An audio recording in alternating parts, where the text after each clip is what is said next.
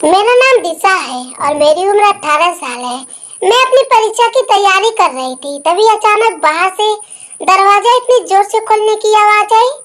मैं अपनी चप्पल पहनकर फौरन बाहर भागी। मैं जैसे ही दरवाजे तक पहुंची, मैंने देखा कि भाभी रोती हुई अंदर आई और भागते भागते अपने कमरे में जाकर बंद हो गई, जबकि मम्मी उनके पीछे पीछे बहुत महीन से अंदर आई। मैंने जब मम्मी से भाभी की रोने की वजह पूछी, तब वह मुझसे कहने लगी कि वो ड्रामा कर रही है, तुम उस पर ध्यान ना देकर अपनी परीक्षा पर ध्यान दो। मम्मी की बात सुनकर मैं बहुत हैरान हुई कि भाभी तो इतनी अच्छी हैं, उन्होंने कभी किसी किस्म का ड्रामा या मक्कारी नहीं की, तो फिर मम्मी ऐसे क्यों कह रही हैं? सोचते ही मैं परेशान से अपने कमरे में जाकर पढ़ने लगी। पूरा दिन यूं ही खामोशी से उदास से गुजरा था। पूरे दिन भाभी कमरे से बाहर नहीं निकली थी और मेरी परीक्षा आने वाली थी, तो मैं पढ़ाई कर रही थी, तो मजबूरन खाना मम्मी को ही बनाना पड़ा। यह मेरे लिए आज के दिन का दूसरा सबसे बड़ा झटका था, क्योंकि जब से भाभी शादी करके आई थी, उन्होंने मुझे और मम्मी को किचन में कदम रखने के लिए मना कर दिया था, क्योंकि वह किचन का सभी काम खुद ही बहुत अच्छे से करती थी। मेरे भाई किसी और शहर में जॉब करते थे, कल वो आने वाले थे। अक्सर भाई जब आते थे, तब भाभी अपने हाथ से उनके लिए पसंद का खाना सारा बनाती थी और फिर बाद में खुद भी अच्छे से तैयार होकर उनका इंतजार करती थी।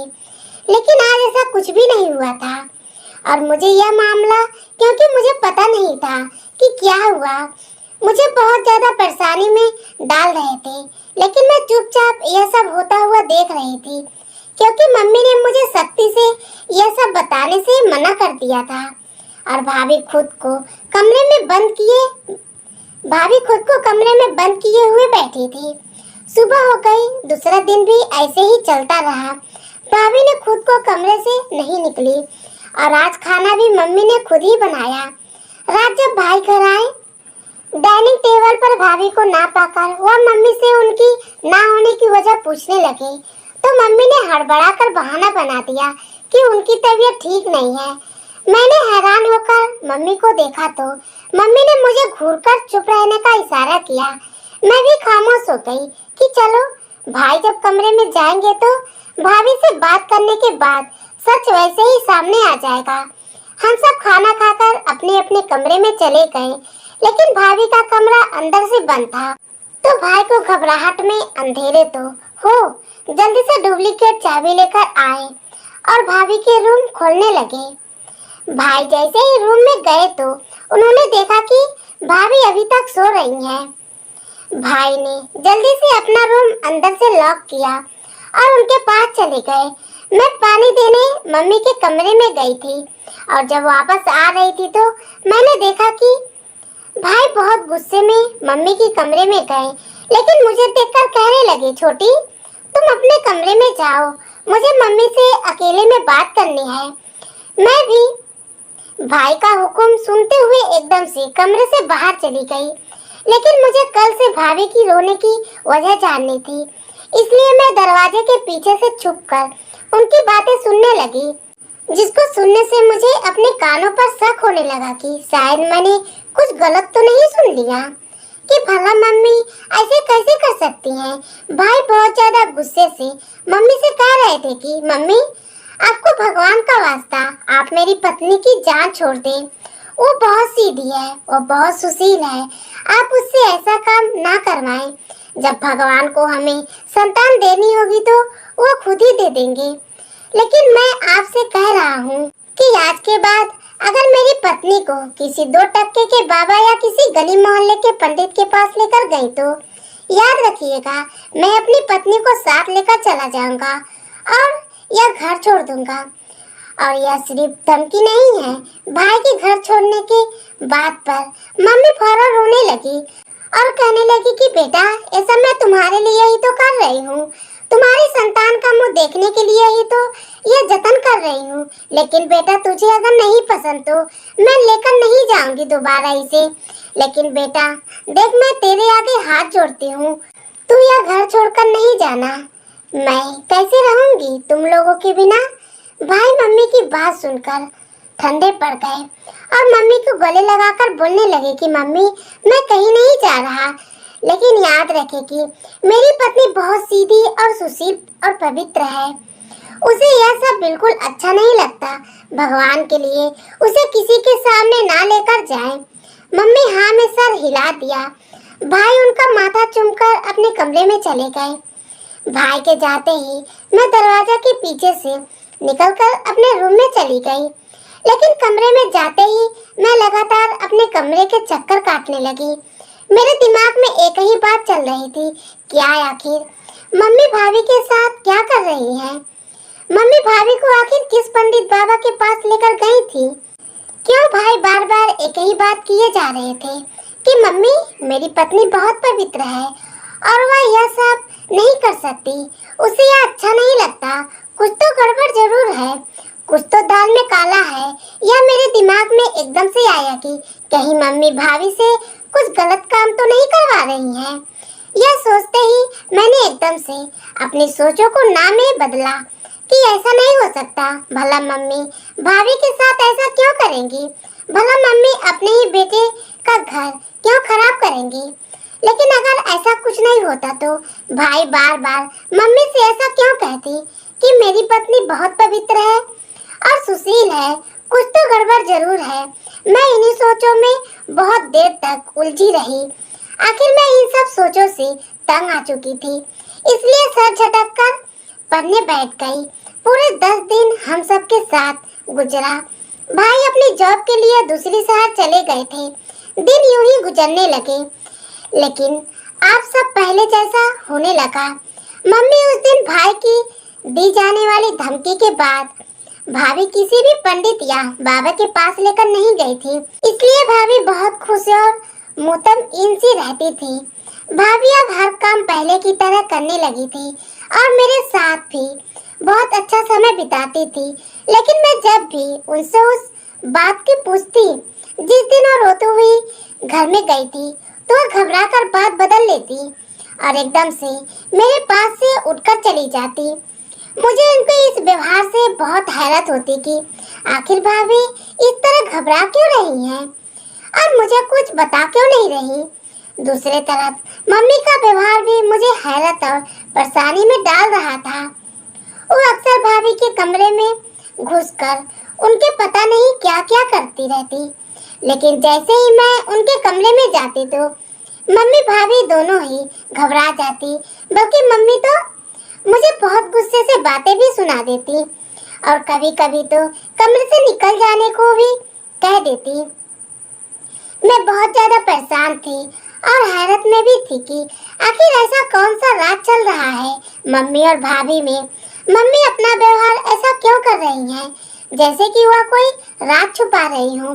कुछ तो था ऐसा जो गलत, कुछ तो था ऐसा जो गलत करवा रही हैं, लेकिन वह आखिर ऐसा कौन सा राज था?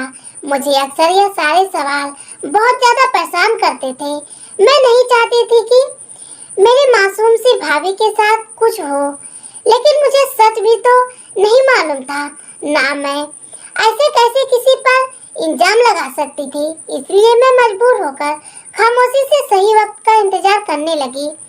अब घर कल मुझे बहुत ज्यादा घुटन सा लगने लगा था। भाभी घर का काम करके चुपके से कमरे में जाकर बंद हो जाती।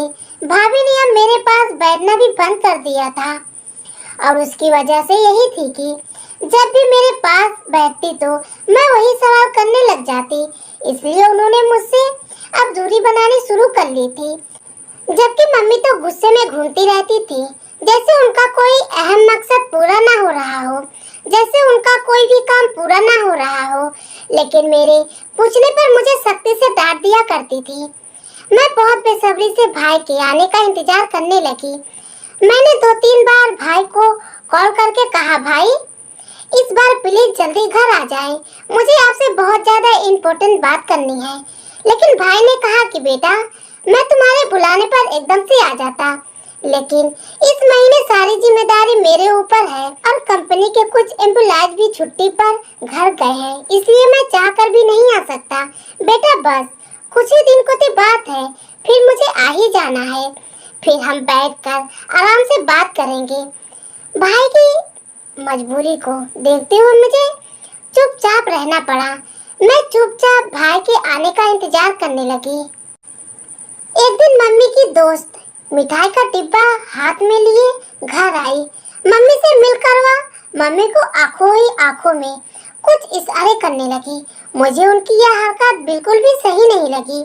बिल्कुल उनकी सारी हरकतें बहुत ज्यादा अजीब सी थी, जबकि मम्मी भी उनकी इस अजीब सी हरकत में उनका पूरा पूरा साथ दे रही थी, जबकि उनकी यही चीज मुझे चौंकाने पर मजबूर कर रही थी।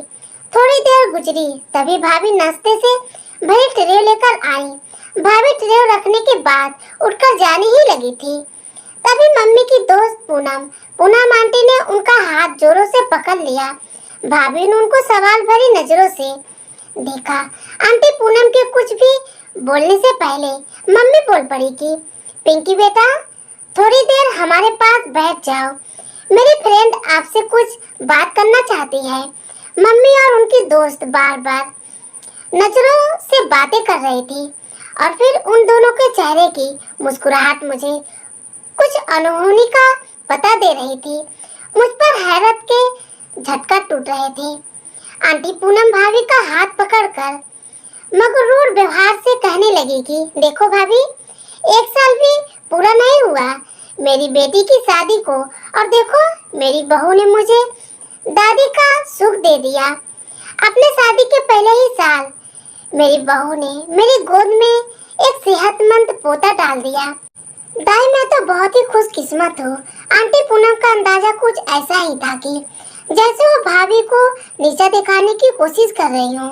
भाभी भी बेचारी सर नीचा करके सुन रही थी। वो और कर भी क्या सकती थी। इतनी ही देर में मम्मी की फ्रेंड बोल पड़ी। अब वो फायदा भाभी से पूछने लगी, मेरी शादी को 3 साल हो चुके हैं, तुमने कोई खुशखबरी नहीं सुनाई? अभी तक भाभी उनका सवाल सुनकर बहुत ज्यादा दुखी हो गई थी। वो नजरें झुकाए ना में सर हिलाने लगी। आंटी पूनम फिर से भाभी के चेहरा छूकर कहने लगी कि बेटा, तुम बहुत खूबसूरत हो, तुमने कोई ऐब भी नजर नहीं आता। तुमने तो आखिर बात क्या है कि अभी तक खाली दामन हो? फिर वह एकदम चेहरे पर हाथ रखकर कहने लगी, क्या तुम बांस तो नहीं? उनका सवाल सुनकर भाभी रोने लगी और कहने लगी कि नहीं आंटी, ऐसा कुछ नहीं है। जब भगवान को मंजूर होगा तब भगवान मेरी झोली जरूर भरेंगे। जबकि आंटी भाभी की बात सुनकर अपने चेहरा मुरझाकर बोली कि बेटा, दुआ के साथ साथ दवा और दम फूल भी जरूर है, लेकिन आजकल की नस्ल को कौन समझाए। उनकी बात सुनकर भाभी अपनी आंखों से आंसू साफ करके अपने कमरे में चली गई। आंटी भी मम्मी से मिलकर एकदम से चली गई। आंटी पूनम के जाने के बाद भाभी थोड़ी देर में ही अपने कमरे से बाहर निकलकर मम्मी के पास आई और अपने आंसू साफ करते हुए कहने लगी कि मम्मी, मैं राजी हूँ उस बाबा के पास जाने के लिए। बस यह बात किसी भी तरह आकाश को पता ना चले। मम्मी मुस्कुराकर कहने लगी, यह तो तूने बहुत अच्छा फैसला किया, और भला मैं क्यों बताऊंगी अपने बेटे को, बल्कि तू ख्याल रखना कि किसी भी तरह यह बात उसके कानों तक ना पहुँचे। भाभी रोते हुए मम्मी से कहने लगी कि बस मुझसे अब और बचपन के ताने नहीं सहे जाते, बस इसलिए मैंने यह फैसला कर लिया है कि और आप बेफिक्र रहिए, मैं किसी भी तरह यह बात आकाश को पता नहीं लगने दूंगी। भाभी यह कहते हुए और रोते हुए दोबारा अपने कमरे में चली गई, जबकि भाभी के जाते ही मम्मी भी हंसती हुई अपने कमरे में चली गई। मम्मी का यह व्यवहार मुझे बहुत अजीब लग रहा था, इसलिए मैं भी मम्मी से धीरे से मम्मी के पीछे जाकर उनके दरवाजे के पीछे खड़ी हो गई। मैं अंदर झांकने ही लगी थी कि मैंने सुना कि मम्मी कह रही थी कि पूनम, वो क्या एक्टिंग तूने की, देख तेरा नाटक काम आ गया। तेरे जाते ही मेरी बहू मेरे पास आई और वह कहने लगी, राजी हो गई, जिसके लिए शायद मैं उसे कभी राजी नहीं कर सकती थी। देख पूनम, तेरी एक चाल में ही मेरी बहू उस बाबा के पास जाने के लिए तैयार हो गई। मम्मी खुशी खुशी बोले ही जा रही थी, लेकिन मुझे ऐसा लग रहा था कि मैं अभी यहाँ और खड़ी रही तो मैं अभी चक्कर खाकर गिर जाऊंगी। मेरे लिए यही सोचना ही जान का बवाल था कि मम्मी ने किस तरह भाभी को अपने इस घिनौनी जाल में फंसाया था। भला मम्मी ऐसे करने की सोच भी कैसे सकती है। मैं यही सब सोचने में मग्न थी जब मुझे मम्मी के कदमों की आवाज सुनाई दी। मैं जल्दी से उनके दरवाजे से निकलकर एकदम से अपने कमरे में आ गई। भाभी के कमरे में जाकर मम्मी से आई थी कि कल शाम तैयार रहना, 5 बजे बाबा के पास चलेंगे। मम्मी और भाभी तो रात का खाना खाकर अपने अपने कमरे में जाकर सो गई, लेकिन ना तो मुझसे खाना खाया गया और ना ही मुझे पूरा रात नींद आई।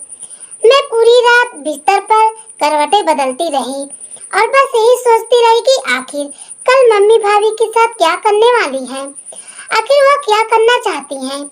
भाभी से इन्हीं सोचों में मेरी कब आंख लग गई मुझे पता ही नहीं चला। रात देर से सोने की वजह से सुबह मेरी आंख बहुत ज्यादा लेट खुली थी। मैं जल्दी जल्दी उठकर बाहर भागी। मुझे ये सोच परेशान कर रही थी कि कहीं मम्मी भाभी को लेकर चली तो नहीं गई।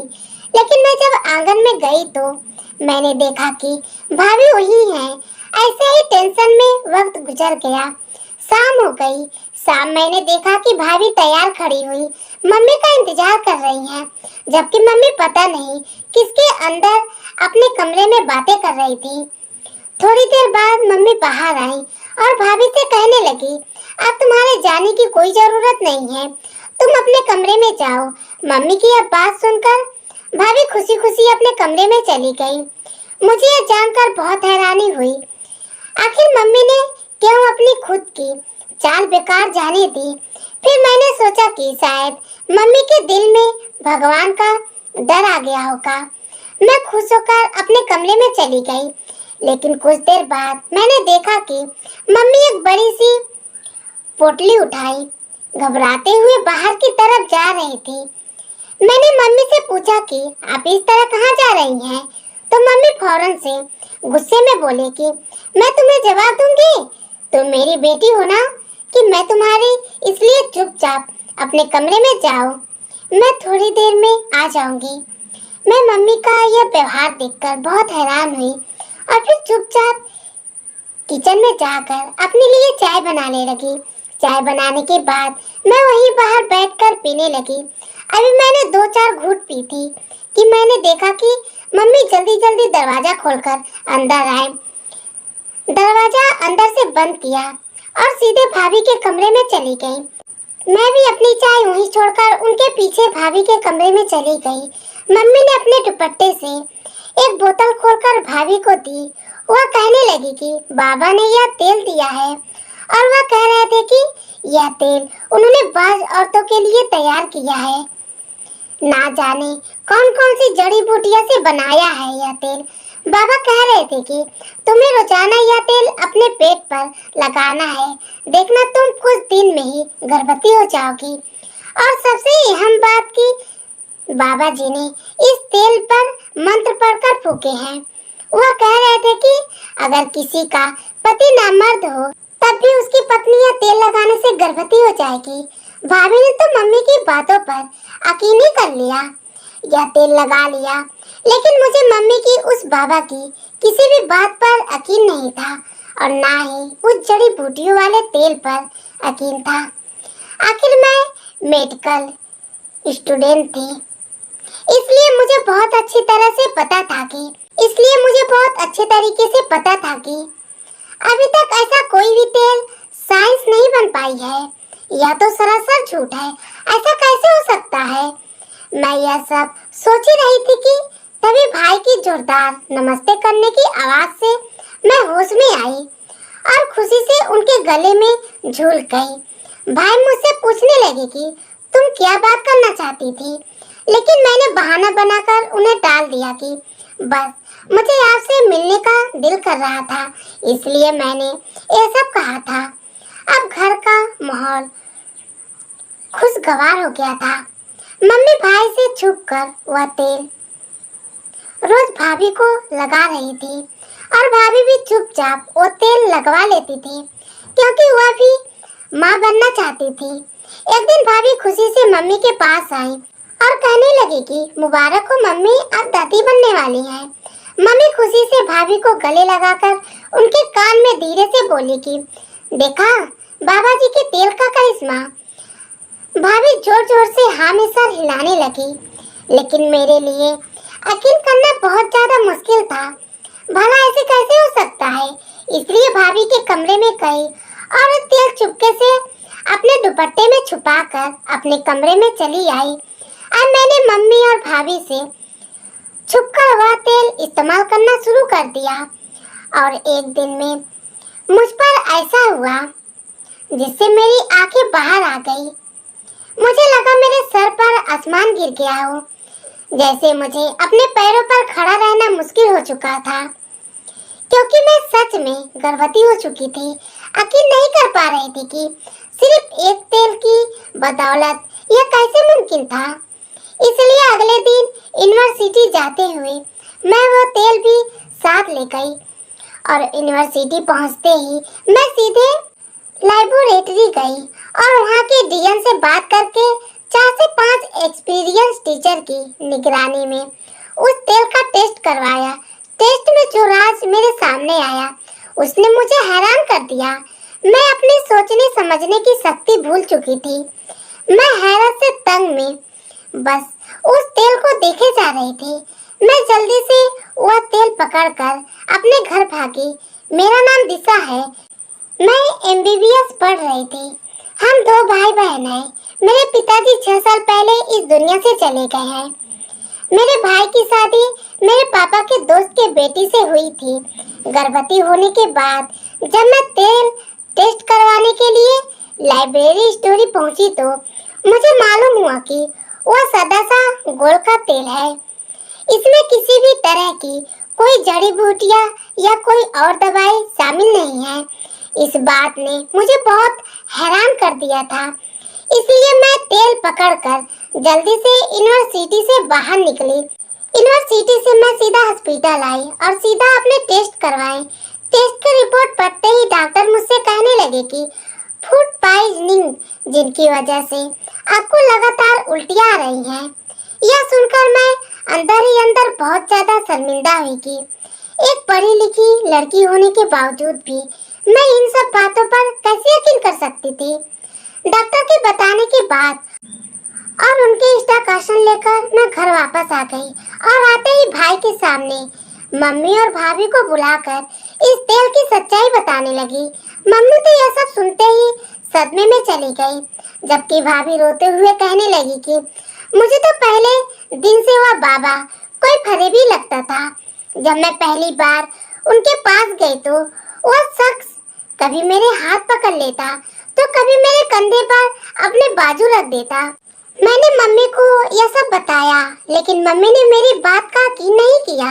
मम्मी का भरोसा टूटा तो वह रोती हुई कहने लगी कि मैं तो अपने बेटे की संतान देखने की खातिर इतनी अंधी हो गई थी कि उस फरेबी को पहचान ना सकी। यह मामूली सा तेल उसने मुझे 3 तोले सोना और 2 लाख लेकर दिया। मम्मी रोती हुई अपना माथा पीटने लगी थी। आखिर मैंने यह क्या कर दिया? हाय मेरी दौलत! और मैं अफसोस से दूसरे को देखने लगी। भाई ने एकदम उस ढोंगी और फरेबी बाबा के खिलाफ रिपोर्ट करवाई, क्योंकि उस बाबा के खिलाफ पहले भी बहुत सारी रिपोर्ट दर्ज थी। इसलिए अगले ही दिन उस ढोंगी बाबा को गिरफ्तार कर लिया गया और उसका ठिकाना भी मुकम्मल तौर पर बंद कर दिया गया। भाई उस बाबा का अंजाम बताकर बस इतना बोले कि मम्मी, अगर इस दुनिया में कोई पत्ता भी मिलता है तो वह भी भगवान की मर्जी से।